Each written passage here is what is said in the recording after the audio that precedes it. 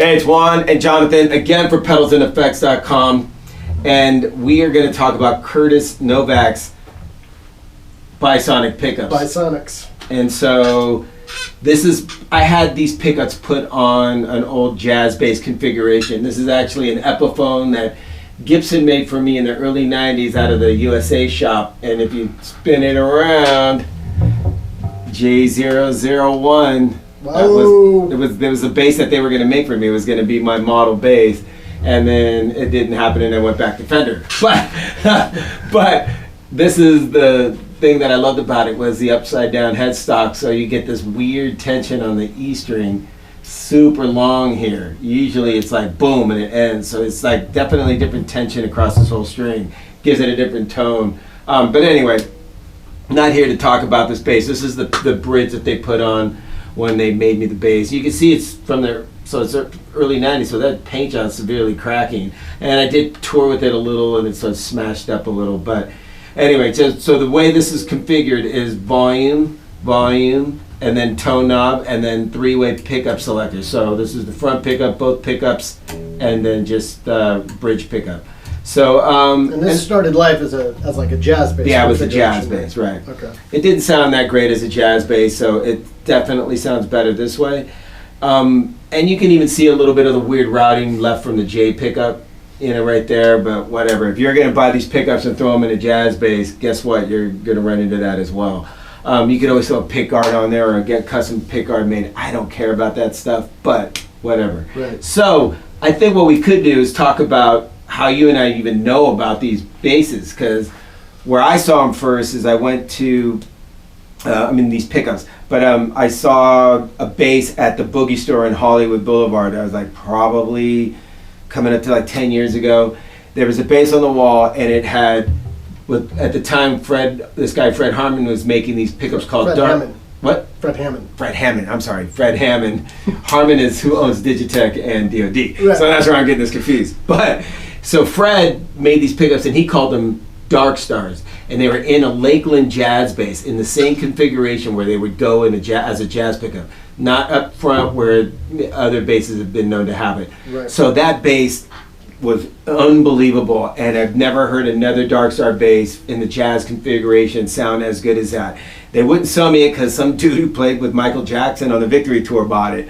And so eventually I had Lakeland make me one, and it just didn't sound as good. And I don't know, I wonder if it just happened to be that bass or whatever. But anyway, so Fred kind of just dropped off the map, right? Yeah, as far as I know. I don't think he makes them anymore. And so Curtis started making them. Curtis started making them a few years back. Right. I think, and I think he makes them quite a bit. I think it's a big business for him now. A lot of people still like these pickups. Right. And they're originally, when Fred Hammond made them, he was trying to clone the Hagstrom pickups from the '60s that were in old guilds. Right. And they were a drop-in. They were a drop-in for EBOs and stuff too, like Gibson. And they were mainly used in like you said, in the neck position. But I saw them also on Hagstroms. I've seen them on Hagstroms, and then I've seen them on Guild. But I think Hutchison, the bass player. Yeah. I think he owns some Hagstroms, and he definitely owns a Guild because I've played it at Eric's Guitar before. And actually, that one sounds dope. But that pickup again is up here. It's not here. Yeah, yeah. The Starfire is the big, the hollow body. Exactly. JMJ. Right. We could have JMJ come in and talk all day about him, because I know he uses that's like one of his favorite basses. The hollow body. Right. Starfire. But yeah, it's a really unique sound. It seems like. Yes. These pickups impart a really unique. It doesn't sound like a P bass or a J bass. It's like its own kind of thing, and I don't know if you could ever really get away from like a vintagey vibe with them. It's always kind of that woody hollow thing we were talking about. Right. It seems like Right. It's not to replace a P bass sound or a J bass sound. At all. It's its own. Yeah, it's its own thing. And it's its own thing when they're here in this position, because I really think, at this point, I'm going to actually stretch out and say I think it might have sounded better if this guy would have been up here. Just for like dubby stuff, you can see I have the tape wounds on here because I want a bigger, more bassy low-end sound. Sure. And I think with it in this position, it's not my favorite. Or I've only, like I said, I've only come across one bass that I really love in that position. Right. Well, Curtis is doing something interesting now with him. He's gotten really into it. I work at his shop sometimes, Right. out in the desert, where he is, and I help him with some of this stuff. And he is making them with different spacings for different basses because more people are wanting them dropped in like this.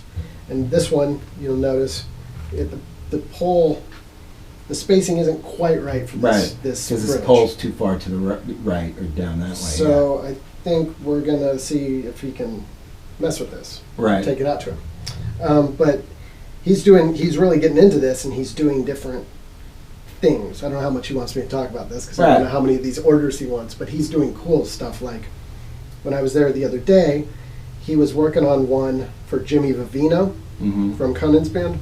He has an old bass that belonged to Ray Pullman from the Wrecking Crew. Wow. Yeah. Really? Yeah, it came in, and it's like an old Gibson, and it had a pickup up here that wasn't working right. And so he's putting one of these in, and he, instead of a black or a cream cover, like this plastic cover, it's wood. He made it out of rosewood. And it looks so pimp. It looks so good. Yeah. You know, so he's doing like wood covers and psychedelic like swirl covers and really cool stuff. So if you want one of these, get a hold of Curtis Novak. Yes. He's doing it right. I remember our friend Oz, he actually shot a video with me with his. Right. And he has it in the same position, like the jazz position. And his sounded pretty good, actually. His did really, but he got Curtis to make them. And I don't think there's any other way you can get them unless you hit like the used, whether it's Talkbase or it's Craigslist or eBay or Reverb. Yeah. You can try to find Fred's, but I mean, Curtis's sound great. I mean, I had Dark Stars, I had these. They sound exactly the same to me. Yeah. And so but he'll do it with the spacings you want. I Right. don't think Fred's had that capability. I don't think he got that deep into the spacing thing. Sure. You know? I mean, Curtis makes great pickups in every format, right? Like Strat. Yeah. He does all kinds of stuff. Yeah, And for all kinds of crazy people. Yeah, right. Neil Young and people like this. Yeah, awesome. Nels Klein, the Sonic Youth guys, all of it, all across the board. Another thing I was going to say, another guy I met in the desert. I mean, you'd think that these would be, I said, to go against what I said about it, you can only get like a vintage tone or something. Yeah. I met this guy, another guy out in the desert who has a house there. His name's Bruno. He plays in Flipper. Oh, shit. And he uses an old 70s guild with Curtis's Dark Stars in them. Oh, shit. It's his Bi-Sonics. And that's what he uses for Flipper. So it's like, they're versatile. They're more versatile maybe than I was even saying just now. But I know Shriner had a P bass because I saw him play with Weezer at the Forum, and definitely when he put the Dark Star on, the whole low end landscape changed. I mean, I thought it was bigger and deeper. I don't know if it had the definition of his P bass pickups, but when it came on, it was the whole sound in that arena was bigger from him flipping to that pickup. So wow. Yeah. I mean, this. I just think they look pimpy. They look so good. They're so tight, and then with this, that's why I knew this is I only had one black jazz bass, and I said, it didn't sound good with the jazz pickup, so why not on this? And I really dig it. The clarity with the fingers, I think that's like almost like that uprighty sound. Right. And it really is nice to have that kind of articulation come through a pickup. Yeah, for sure. So let's bump it. Let's see what it sounds like. So let's do however you want to do. Do you want to do just both pickups? What do we got? I got it on the back pickup now. Should we start with both? Yes, why not? Okay. Full on. Yeah, I'll just turn everything up. Okay, just cool. make it easy. It hits that front end. It hits that amp hard.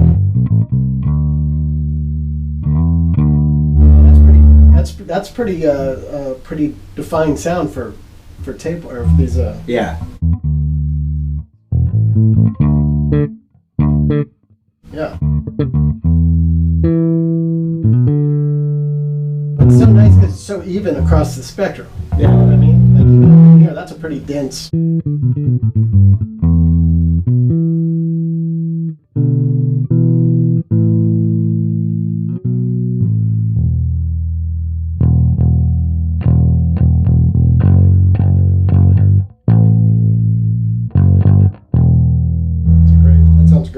So then let's try just the front pickup.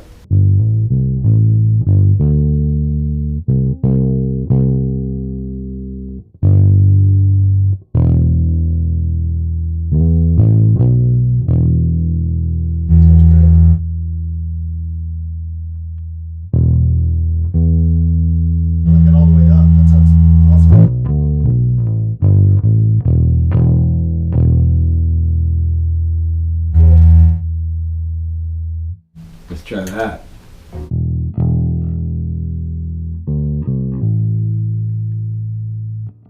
Yeah, maybe because you're saying because of the out of alignment, so it's not as loud as this one. Yeah. It's a good tone. It's just not quite as.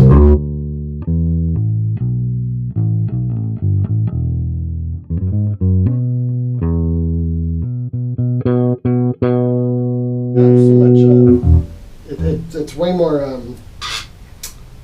sensitive than I thought it would be. Right. You know what I mean? Right. And I'd even go to say that they're more sensitive than I felt on this bass, at least, than the Dark Stars I've had. Like it just, I don't know. There's way more finger articulation in these than the Dark Stars. The Dark Stars I have are really dark. I want to say even close to being muddy. Right. But still boomy. But these, like, I don't know, man. Every time I play it, I go, wow, it's almost like if you have an active pickup or something. It's just like you as soon as your finger touches it, you hear it because these pickups are picking it up. Yeah. But they have that kind of growliness when you really dig into it. It's a little different than like a P-bass version of that.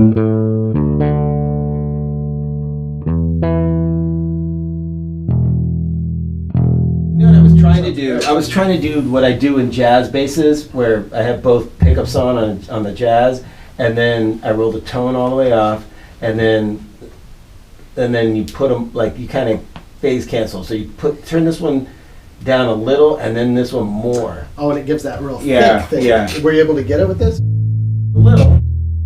Oh, that's pretty deep in a big amp with a big amp or something.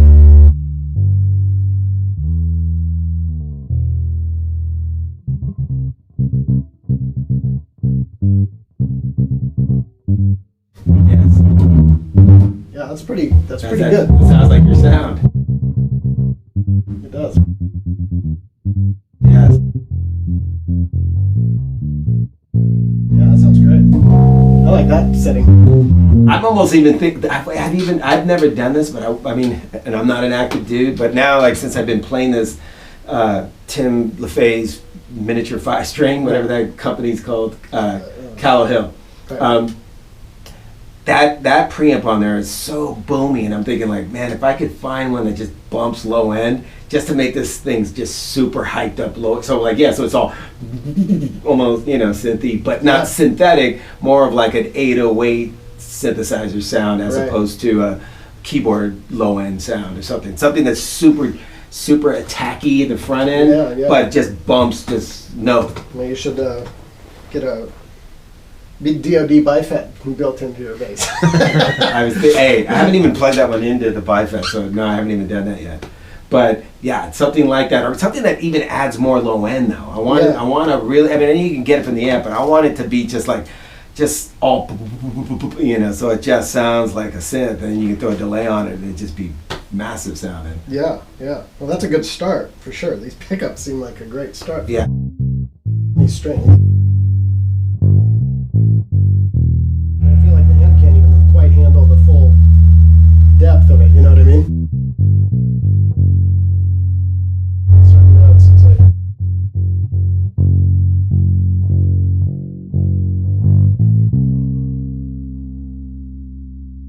Nice overtones.